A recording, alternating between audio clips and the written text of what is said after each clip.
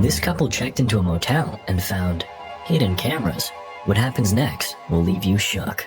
A few years ago, a not-so-happily married couple was driving home to see their family for the holidays. They were in the middle of nowhere when they almost hit a raccoon. It scared them so badly that they nearly veered off the road. Thankfully, the raccoon didn't want to press charges, so they continued on their way. Though, a few minutes later, the car engine started making noises. They were very loud, but didn't seem to be affecting the car's performance. The husband, David, told his wife, Amy, that it might be okay to just keep driving and see if things got better. Understandably, she wasn't happy with him, but was too tired to argue. They kept going for about 10 more minutes before the engine started making even louder noises. They had no choice but to pull over and inspect the issue. There was nowhere to stop except for an old, run-down gas station. The place looked like it had been abandoned for years. It was one of those places you only see in the movies, about serial killers or something. Shortly after pulling in, a man suddenly appears by the window. The couple is startled, but all is well. He just wants to help. The mechanic, who happens to be moonlighting as a professional pyrotechnician, inspects the engine and finds nothing wrong with it. He declares it's safe to drive, but warns that the car will make a lot of noise. Yeah, I think they get that part. At some point during the inspection, the mechanic hands Amy a sparkler. Pyrotechnician, remember? She takes it and thanks him. David is surprised by her enthusiasm at receiving something she'll never use again. I, for one, love sparklers. The couple drives off. After a few miles of driving, David jokingly asks Amy if she's enjoying her cute little sparkler. She responds by throwing it out of the window. They argue for several minutes about how stupid it was to throw away an object they could have resold or perhaps recycled for all manner of artistic projects. A few minutes of bickering later, and the car stops abruptly in the middle of the road. Now what? It's getting dark, and this is literally as far from civilization as you can get. They can either do an impromptu camping session or walk back to the gas station. David decides to go ahead and walk back, and Amy follows shortly after. Upon arriving to the gas station, they see it's closed, but spot the motel next door, so they walk over.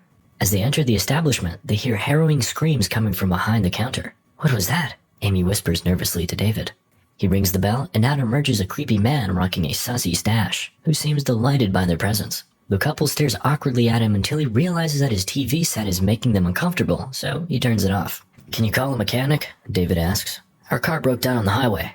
The motel owner, Frank, knows he doesn't have any mechanics on hand, but he offers to point them in the right direction. Sure, there's a place 30 miles back that might still be open this late. You can use the payphone there. The payphone needs quarters, so David gets some change. And that's when things start getting weird. The man starts counting out change, excruciatingly slowly. The couple are getting more and more impatient by the second, but finally, David gets all his quarters and heads for the door. Oh, actually, now that I think about it, they're probably closed. Weird. The man then giddily adds that he, on the other hand, is open. Intrigued, but a little on edge about the idea of staying at a motel, David and Amy ultimately give in. It's only $5 extra for the honeymoon suite. Apparently, it has some extra perks the others don't. Amy insists on a regular room, but Frank pushes on the honeymoon suite. He smiles and hands them the keys at no extra cost. As David and Amy depart for the room, Frank looks on with a sinister gaze. David and Amy enter their motel room. It's filthy, but some critters call it home. Amy insists she'll be sleeping in her clothes tonight, and David adds he'll even be keeping his shoes on. Suddenly, there's a sharp knock at the door. They freeze and look at each other. David goes to take a closer look, but finds no one outside. Then, there's another knock. This one, louder and more insistent. Amy raises her eyebrows at David. That one sounded like it came from the side door. David walks slowly to the door and yells out, "Who is it?" There's no response. He looks to Amy. Her eyes are wide with fear. There's another knock at the front door, followed by an equally jarring one at the side door. David pounds loudly on it 3 times before yelling again. "What do you want?" There's no response. Amy implores him not to anger the ghosts, or whoever's doing this. Fine. Instead, he pays a visit to Frank. Oddly enough, Frank assures David that there are no other guests staying at the motel that night. He's not convinced and asks Frank to look into the matter. Frank agrees to do so, but believes that it's probably just a drunk guy making noise. However, David insists that Frank pull up, strapped. After David leaves, Frank grabs a gun from above the counter and has a sinister look on his face. Back in the motel room, David begins to unwind. The incessant knocking from the neighbors has stopped for now, but Amy is still nervous. She wants to go back to the car for the night, but David just wants to sleep. He decides to wind down with some TV. Unfortunately, static is not his cup of tea. No matter, he finds some VHS tapes lying around. Remember those? Unsure of what to expect, he pops one into the VCR and settles in for some entertainment. However, as he watches, a creeping feeling of terror crawls up his spine. The tapes are not your typical horror movies. They're poorly shot, raw, and unfiltered. They seem almost real. Wait a second. The room this is shot in looks awfully familiar. It quickly dawns on David and Amy that they are in fact witnessing a snuff film, recorded in the very room they're staying in. Their suspicions are confirmed when David spots a not so very carefully hidden camera. Now, he's no stranger to recording the bedroom. However, this is one step too far. Suddenly, the lights in the room flicker before going out. The couple is startled. The incessant knocking from earlier starts up again. Amy squeezes his hand. He squeezes back. The power goes off and on again as we catch a glimpse of a masked man in the bathroom. Amy is shook. The power returns and stays on this time, but the masked man is gone. Amy wants to leave immediately, but David suggests that they stay where they are. He suspects that the bad guys are outside waiting for them to exit their room, and so they have to find another way out. Perhaps the bathroom. Oh great, the window is nailed shut. Then, David spots an apple on the sink. It's half eaten, and it's Amy's favorite kind. Did you bring this? In fact, she didn't. Amy insists she left it in the car. At this point, the couple is utterly terrified. They've been trapped in the room for what feels like hours, but they know it's only been minutes. They have to come up with a plan to escape, quickly. David decides that the darkness of night could provide a cover for them if they run out now. After some hasty debate, the couple agrees to make a break for it and head into the night. However, they only make it a few yards before running into a masked man wielding a knife. They turn another direction, but yet again, a terrifying figure greets them. They flee back towards the room in a panic, but the door won't open. They struggle to get inside as the masked figures close in. At the last moment, the couple narrowly avoids certain death.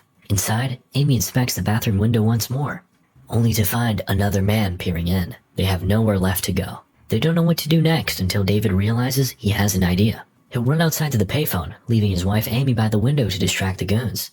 David makes a run for it, successfully reaching the booth. He fumbles for the payphone, his fingers trembling with adrenaline as he dials 911. It rings once, twice, 3 times, before someone picks up, and a deep, gruff voice answers. Police department. I'm trapped in a motel. They have knives. Help us. There's silence on the other end. David thinks he can hear breathing. A whisper comes through the phone. Panicking won't help your odds. Frank, is that you? This is like a reverse prank call. Anyway, David hangs up the payphone and a truck suddenly speeds out from behind and slams into the booth. He barely manages to jump out of the way in time. Dazed, he makes his way back to the motel and bursts into his room, where Amy is waiting for him. I thought you were dead, she says breathlessly, throwing her arms around him. We're not yet, David says grimly before heading to the bathroom.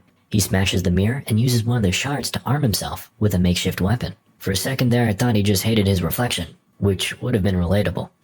The two sit on the floor together and wait, David's hand clenched around the glass shank, while Frank watches them on his security camera feed. Hours pass without incident until Amy falls asleep. When she wakes up again, she sees that David has been reviewing the footage of past victims on the TV, all of whom were blindsided by the sudden appearance of a man inside their room. He seems to enter from the bathroom.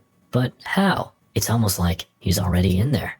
David has a look and finds a hidden trap door. But before he can investigate further, a truck pulls into the establishment. The couple watch from the window and see a man get out of the driver's seat. He heads towards the motel entrance. The couple shouts and bangs on the window to get his attention, but he doesn't seem to hear them. They continue their efforts until he spots them. Bingo. He begins to walk closer with a perplexed look on his face. Suddenly, masked men appear behind him. They get closer and closer, but he does not hear them.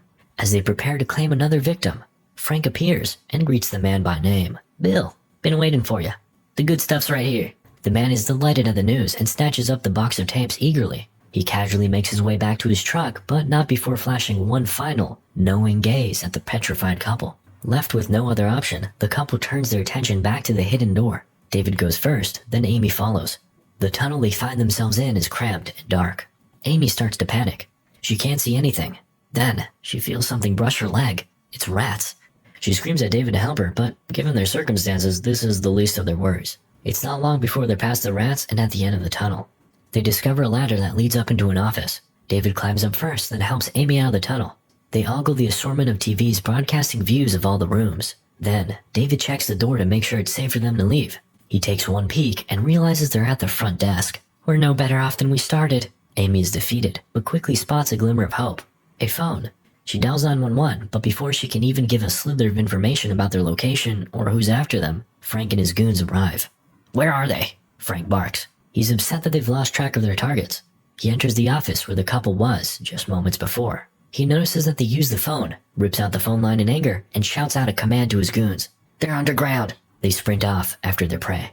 Darkness closes in around the couple. They can hear the sound of their pursuers close behind them, crawling with a frenetic fervor. Moving at high speeds, they look like wild animals in their natural habitat. Meanwhile, the couple crawls as fast as they can, knowing that every corner they turn could be their last. The sounds get closer and closer, each one reverberating throughout the tunnel. David and Amy are exhausted, but they keep going, faster and faster. Suddenly, there's a light at the end of the tunnel. A ladder. Amy looks back as David climbs it. The darkness greets her.